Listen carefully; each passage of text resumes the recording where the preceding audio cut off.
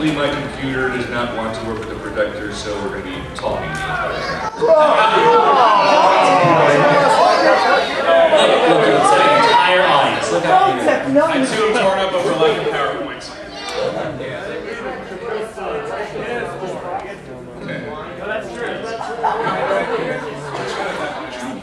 No PowerPoint, how disappointing.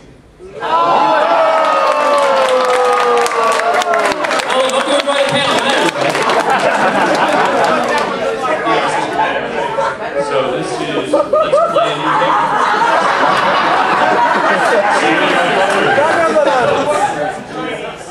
Shotgun the donuts.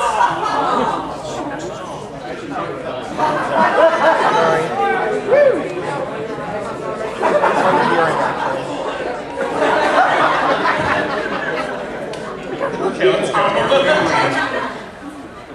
So this is Let's Play and You Can't Do, basically a general information on how to start your own Let's Play channel.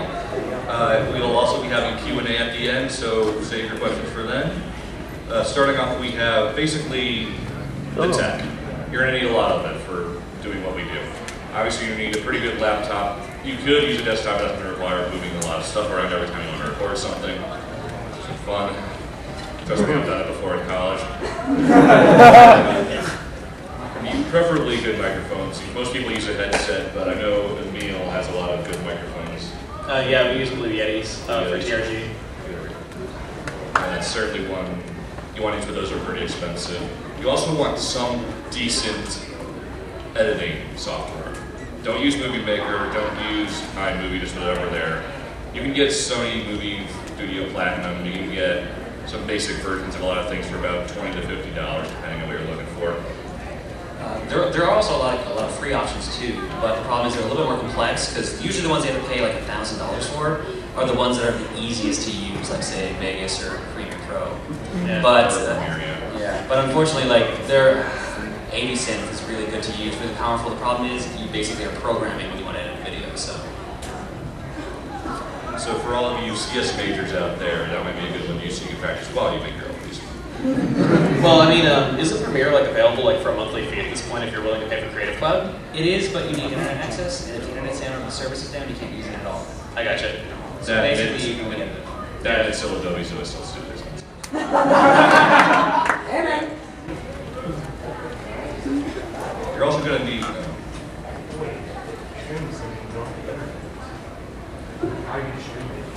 No, editing. Editing, yeah. Oh, okay. Yeah. Streaming is a whole different beast. Oh, yes. You're also going to need some way to capture your game footage. Most people I know use one of three things: a Dazzle, a Hotlock HD PVR, or an Elgato capture device. Those are basically the three main hardware ones. These can range anywhere from pretty cheap to rather expensive, depending on what model you're going for. I got my HD PVR for about $100, but that one has a number of input options. Yeah. With that window, you get a composite S-video component. Then if you want HDMI, you kind of have to shell out more because that's the HDPVR2 that does that. Or if you buy a separate Elgato specifically HDMI. Yeah. That's just pretty good for general RCA though. So we have pretty much a whole bunch of them, but starting out, I would recommend probably the Fog, if only because that has the most options, depending on what you're doing. Sorry, I didn't mean to interrupt you. Go ahead. No. Yes. I was just saying the POG actually does come with some, there's actually a few warnings about that. If your signal that you're recording is sub 480p, you're going to have problems with it not being able to pick it up. Like if you're recording like from an N64, it's not going to be able to pick it up. If you're recording like a Super Nintendo, it's not going to work. Even like NES running on Virtual Console is going to have problems just because it's not able to recognize the resolution.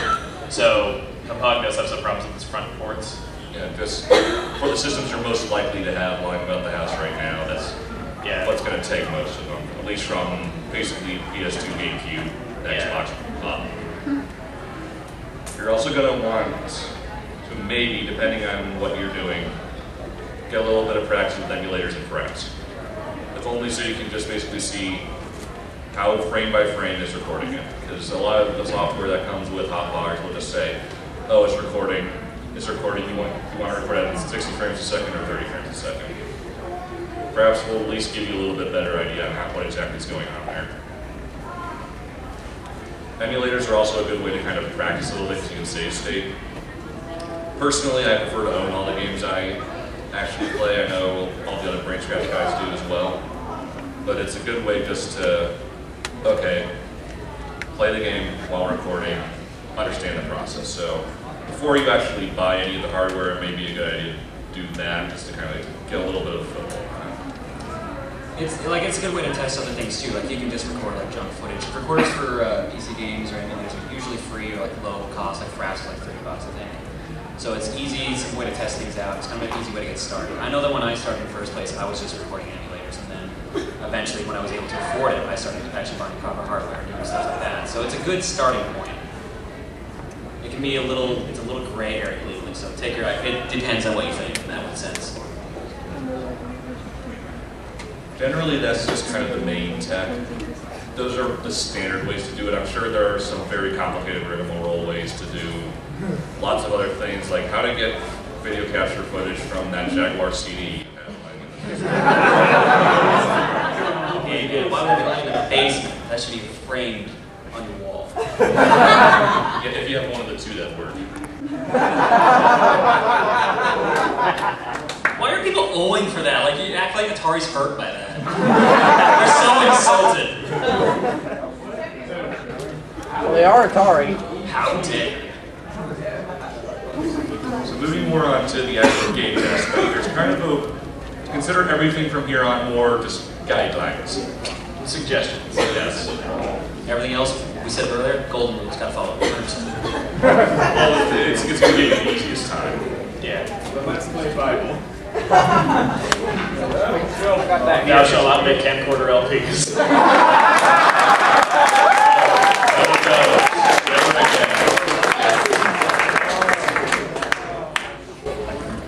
So next, one thing I always get asked when I'm talking about how to start your own LP channel is, what games do you want to play starting out with? There's kind of a weird center ground. But the main thing is, do games you either love or you hate. You want to get some kind of genuine reaction out of you. Because if you're just bored playing the game, no one's going to watch. You're not going to have as much to talk about if you just think it's okay. You don't really have a strong opinion of it one way or the other. I mean, why I'm never going to record Star Fox Adventures for GameCube. I'm running around, whacking the guy. Just choose games you either love or hate. You'll have the most to talk about, you'll know the most about them, you'll be able to carry a conversation. The only thing you do have to be careful of if you're doing a game you hate, you have to be careful you're not like bashing the game the entire time. Because if all you're doing is like complaining the entire time, people are going to be kind of turned away from you.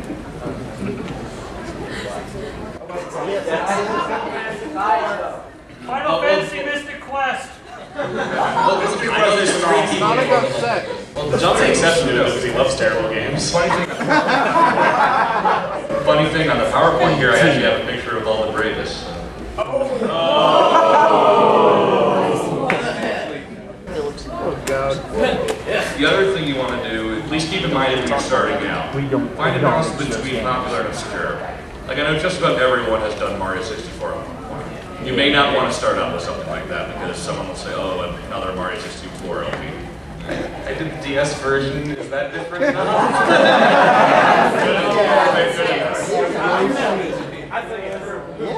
Meanwhile, you don't want to go too obscure. I remember this one guy I used to watch, I can't remember his username, but at one point he played the Wonder Swan version of Ghouls and Ghosts.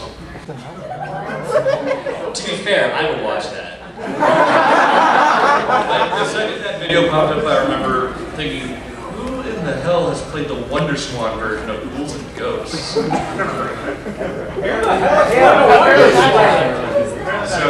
because if you go way too obscure, no one's going to find you in the first place.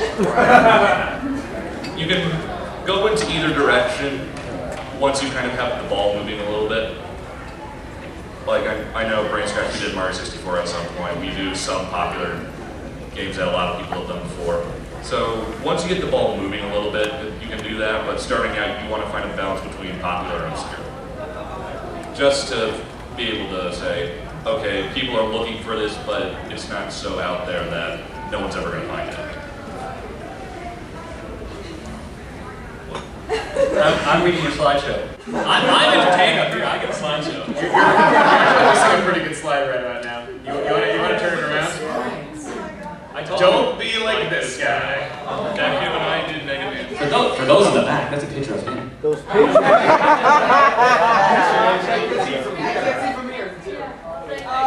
For those in the audience, that's a picture. Just hold it over your head the entire panel. Flawless. F5.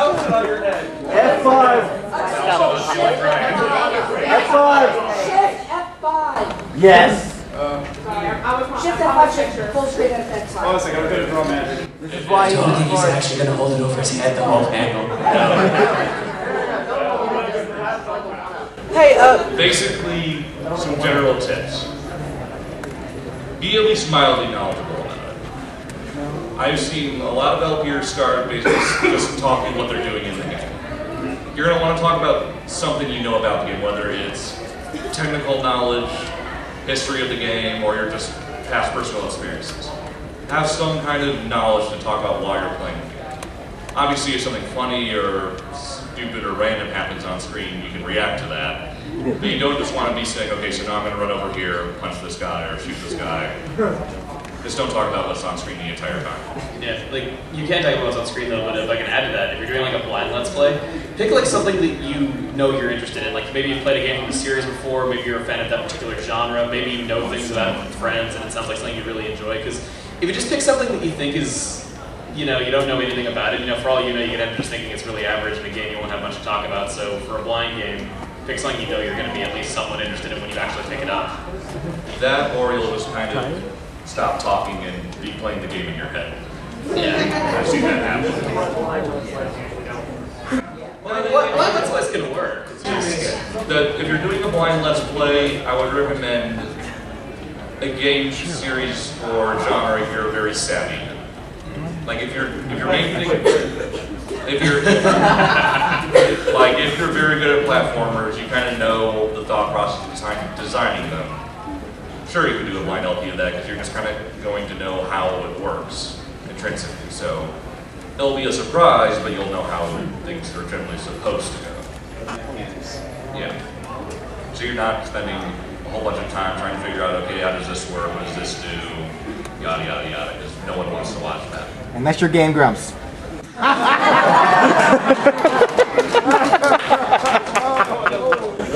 Listen to it, yes.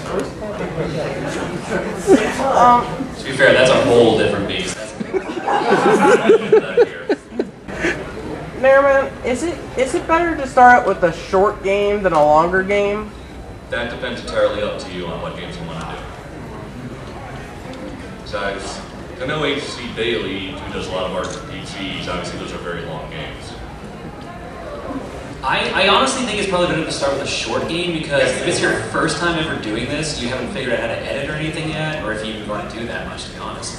You kind of got to figure out if you like it. If you start with something long and you find out you don't like it part ways through, then you're just going to get burnt out and not enjoy it or stop. So at least with a short game, you've got a quicker goal you can get to. So if you get burned out by it, you can still power through to the end.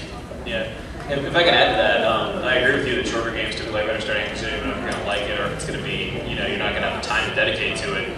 But you know, perhaps also a shorter, like not a shorter game, but also an easier game maybe, something that you're good at playing, you can play in your sleep, or just generally a game that's not known for being difficult at all. Just because if you're getting frustrated a lot while recording and you're having to like edit a bunch because like you don't want the video to drag on forever, that's going to be tiring if you don't know if you're that into it yet. Which doesn't. I'm going to be honest, I really should not have started with Earthbound. That being like a 90-part series is my first thing I did.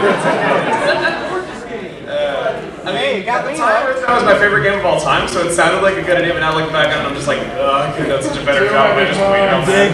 Did good, though. Yeah, so that basically is you're going to want to learn how to edit pretty efficiently. Obviously that takes time, learning out the video flow and so on, but it's something you're going to want to get used to pretty quick if you want to be pretty consistent with your videos. Obviously, if you've seen way back our Mega Man 3, where I spent half of the video burning weapon energy because I was stupid and I killed all of them rushed it.